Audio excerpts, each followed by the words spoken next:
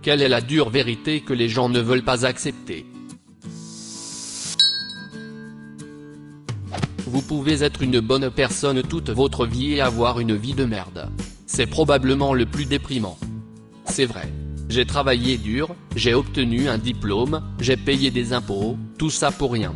Je suis maintenant en invalidité, pour laquelle j'ai mis 3 ans à me battre, et maintenant on me dépeint comme une sangsue de la société.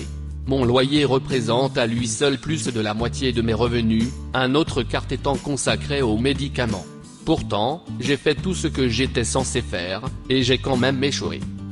Il existe une relation entre l'attractivité et le succès. Oh, c'est si triste de lire cela tout en étant peu attrayant. Vous pouvez vous rendre plus attrayant que vous ne l'êtes actuellement. Améliorez votre toilette, apprenez à vous habiller à la mode, apprenez quelques techniques de maquillage. C'est une compétence comme une autre. J'ai vécu dans un quartier riche pendant un certain temps, je n'étais pas riche. L'une des premières choses que j'ai pensé était, mon Dieu, tout le monde ici est beau, même les enfants. Si une partie de ce sentiment était sans doute due à leur apparence, qui augmentait leur potentiel de gain, les rendant ainsi riches, la plus grande partie était d'avoir l'argent pour toutes les choses que les gens normaux ne peuvent pas se permettre. Entraîneur personnel, chef cuisinier personnel ou planificateur de repas, le meilleur maquillage. Où voulez-vous en venir? Les apparences vous font obtenir plus de promotions, réussir davantage, avoir plus de richesse. La richesse vous fait paraître mieux, être plus mince, sentir meilleur et obtenir plus de promotions. Certaines personnes ne devraient vraiment pas avoir d'enfants. Ou des animaux domestiques. Ou des armes. Ou un permis de conduire. Ou Vusla. Les gens ont dit beaucoup de choses horribles sur vous dans votre dos. Peu importe à quel point vous êtes une personne gentille et géniale, il y aura toujours des gens qui ne vous aimeront pas. Ne perdez pas votre temps à essayer de les recruter. Les ressources humaines ne sont pas là pour vous protéger, elles sont là pour protéger l'employeur contre vous ou contre vos actions. Il y a toujours quelqu'un de meilleur que vous dans tout ce que vous faites. À moins que vous ne soyez Lionel Messi. Je suis un gros cul chauve et paresseux. Il est réconfortant de savoir qu'il y a toujours quelqu'un de plus paresseux, plus chauve et plus gros que moi. La corrélation entre la compétence et la position dans l'entreprise n'est pas forte. Mon père travaille comme commis dans un magasin d'électronique. Son patron est un idiot qui ne peut rien faire, ne peut même pas diriger et n'a aucune expérience en électronique. Et puis, ses employés doivent se connecter à son email. De plus, il reçoit beaucoup d'argent par mois, mais ses employés reçoivent le salaire minimum. Tout le monde finit par atteindre son niveau d'incompétence. Le principe de Peter n'est pas une simple blague. C'est une observation du fonctionnement des hiérarchies basées sur le mérite, la plupart des entreprises. Les gens ont tendance à être promus sur la base de la qualité de leur travail, et non de la qualité du travail qu'on leur donne. Les personnes qui font bien leur travail sont promues à de nouveaux postes jusqu'à ce qu'elles obtiennent un poste qu'elles ne font pas bien, puis elles stagnent. Sur une échelle de temps suffisamment longue, chaque poste sera finalement occupé par du bois mort. La parfaite illustration de ce phénomène est Michael Scott, de la série télévisée The Office. Il a été promu directeur régional, un poste qu'il est tristement terrible, sur la base des meilleurs chiffres de vente en tant que vendeur. Quand on le voit très tôt revenir à un rôle de vendeur, on s'attend à ce qu'il s'effondre et brûle comme pratiquement tout ce qu'on l'a vu faire. Mais ce n'est pas le cas. Il s'accroche et ferme un gros client. Cela se produit plusieurs fois au cours de la série. Chaque fois que Michael fait des ventes, il est excellent. C'est en fait un très bon vendeur. Mais ses compétences ne se traduisent pas en management. C'est malheureusement trop souvent ainsi que cela se passe dans la vie réelle. Parfois, les choses cessent de fonctionner, sans que ce soit votre faute, la leur ou celle de quelqu'un d'autre, mais simplement parce que certaines personnes changent, d'autres pas, et inévitablement, certaines choses entre ces personnes qui changent et celles qui ne changent pas cesseront de fonctionner.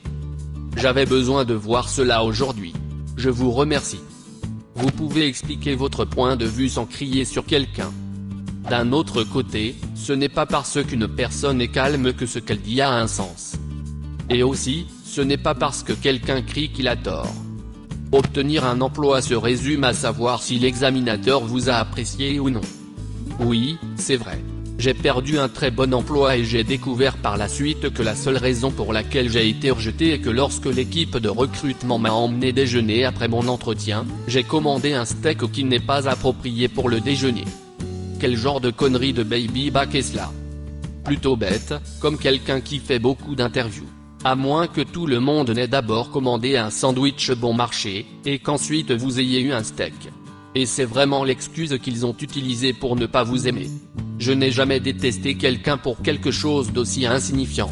C'est plutôt, il ne se taisait pas sur ses opinions politiques bizarres lors d'un déjeuner d'interview. À moins que vous ne soyez un personnage historique célèbre, vous serez complètement oublié quelques décennies après votre mort. C'est d'ailleurs l'origine du célèbre dicton « Les femmes tranquilles font rarement l'histoire », mais si peu de gens semblent le savoir. La femme qui a écrit cet adage signifie qu'il y a eu beaucoup de femmes au cours de l'histoire qui ont fait un travail formidable et bien nécessaire, mais personne n'écrit ou même ne pense à elles parce que le travail des femmes n'est pas valorisé. Beaucoup de femmes ont travaillé discrètement dans les coulisses des moments historiques les plus marquants. Que la plupart d'entre nous ne sont pas vraiment si spéciaux. Je trouve cette vérité très sobre et réconfortante, mais il semble que beaucoup ne seraient pas d'accord. Je pense que tu verras que ta mère te trouve très spécial. Je pense que les critères comptent ici. Si l'on considère l'effet papillon, la simple existence d'une personne change tout. Mais si nous regardons ce que nous apportons réellement à la société, alors je pense que vous avez raison. La gentillesse est rarement réciproque, mais soyez quand même gentil.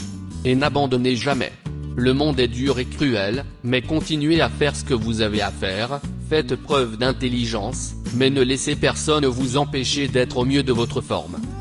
Que tout le monde est dérangé dans sa tête, certains plus que d'autres. Ma mère a une amie psychiatre qui dit « Il n'y a pas de personnes en bonne santé, il n'y a que des personnes non diagnostiquées. Les employeurs ne se soucient pas de vous, à moins qu'ils ne tirent profit de vous. Nous avons tous des préjugés. Surtout ceux qui pensent qu'ils ne le sont pas. La partialité est comme un accent, vous grandissez en pensant que vous et les gens autour de vous ne l'avez pas. Qu'il n'y a pas nécessairement quelqu'un pour tout le monde. Beaucoup de gens sont seuls et mal aimés. Je dirais qu'il y a beaucoup de quelqu'un, mais qu'il faut être une bonne version de soi-même pour y parvenir. Il suffit de travailler à être la meilleure version de soi-même et ces personnes se révéleront. La plupart des gens ne se soucient pas de ce que vous avez à dire. Laissez-moi vous dire un secret. Le café, c'est juste de la soupe aux haricots. Le thé n'est qu'un jus de feuilles chaudes. Les adultes n'ont pas toutes les réponses et lorsque vous êtes un adulte, les gens se tournent vers vous pour obtenir des réponses. Ce n'est pas parce que ce n'est pas de votre faute que ce n'est pas votre responsabilité. Expliquez, donnez un exemple, s'il vous plaît. Ce n'est pas ma faute si je suis en surpoids. Mes parents étaient en surpoids et c'est de famille. Ce n'est pas ma faute si j'ai des problèmes de colère. Mon père m'a maltraité physiquement quand j'étais enfant. Ce n'est pas ma faute si je mens beaucoup. J'ai dû survivre en grandissant. Ce n'est pas ma faute si j'ai perdu mon emploi. Mon entreprise a été mal gérée et a fait faillite. Ce n'est pas ma faute si je suis accro aux analgésiques. Je souffre constamment après l'accident. Il se peut que vous soyez en surpoids et que cela soit courant dans votre famille. Mais c'est votre responsabilité de la gérer. Sans que ce soit votre faute, vous avez peut-être été maltraité par quelqu'un en qui vous aviez confiance. Mais c'est à vous qu'il incombe de décider comment vous allez vivre à partir d'aujourd'hui. Vous avez peut-être grandi dans un monde où vous avez dû mentir pour survivre. Mais c'est maintenant votre responsabilité d'adulte de vivre différemment. Votre entreprise s'est peut-être effondrée sans que vous n'en soyez responsable. Mais il vous incombe maintenant de subvenir à vos besoins et à ceux de votre famille. L'accident qui vous a blessé n'était peut-être pas de votre faute. Mais il vous appartient maintenant de vous faire soigner. Le karma et la justice n'existent pas. Il n'y a que la nature, et la nature ne s'en soucie pas. Que les gens préfèrent un mensonge confortable à une vérité inconfortable. Il n'y a aucune promesse que la personne que vous aimerez vous aimera un jour en retour. Oui. Ma femme et moi nous sommes aimés pendant 10 ans. Nous étions amoureux à 100%, dévoués l'un à l'autre, meilleurs amis et partenaires en tout. Puis, peu à peu, elle a commencé à avoir des sentiments différents à mon égard, jusqu'au jour où elle a décidé qu'elle ne pouvait plus rester avec moi. C'est la chose la plus difficile que j'ai jamais vécue. Si vous êtes né dans une famille pauvre, vous mourrez probablement pauvre et vos enfants aussi. Contrairement aux croyances américaines sur l'égalité des chances, le futur statut socio-économique d'une personne est fortement influencé par celui de ses parents. Pour la grande majorité des gens, la question n'est pas de savoir si mon travail peut être automatisé et externalisé, mais plutôt si cela se produira au cours de ma vie. La plupart des gens semblent croire que les robots et l'automatisation ne sont qu'une menace pour les emplois les plus modestes du commerce de détail et de l'industrie, mais cela se révèle chaque jour un peu plus faux. Les robots ne sont pas le problème, c'est notre structure sociétale non progressiste qui l'est. L'automatisation et l'efficacité devraient nous faciliter la vie, et non pas seulement accroître les profits de quelques-uns au détriment de tous les autres. Avant, nous souffrions parce que nous n'avions pas la capacité et les connaissances nécessaires pour subvenir aux besoins de tous, maintenant c'est parce que nous ne le voulons pas. Quelle est la dure vérité que les gens ne veulent pas accepter? Laissez un commentaire. Et abonnez-vous à cette chaîne si vous voulez voir plus de vidéos même.